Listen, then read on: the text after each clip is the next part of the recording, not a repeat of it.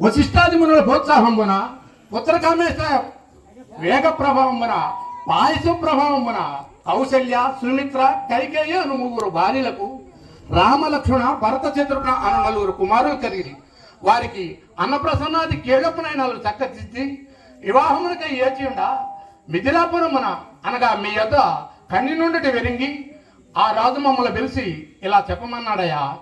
ఓ రాజమామన వినుమా గారాబకైన కన్యక నిపుడను మారాదు చుతునకిమ్మో మారాదతడు మే కల్లుండాయా.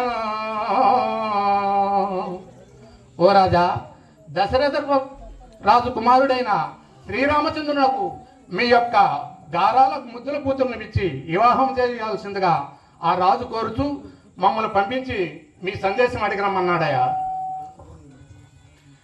బ్రాహ్మణోత్తములారా,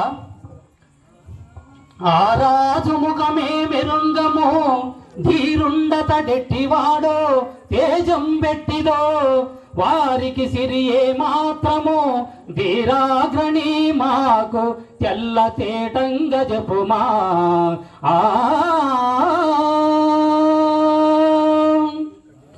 ఆ రాజు యొక్క ముఖం మెరుంగము, వారికి సిరి సంపద ఏమాత్రం ఉన్నది మాకు తెలియదు. ఇవేమీ తెలియకుండా మేము మా కన్యనిచ్చుటకు వీలు పడదని చెప్పండి బ్రాహ్మణోత్తములారా. అలాగనయ్యా,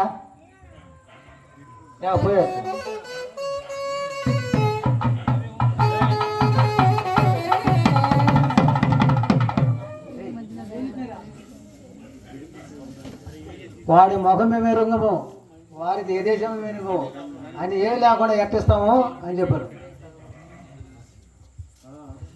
ఆ రాజు ముఖమే మెరుంగము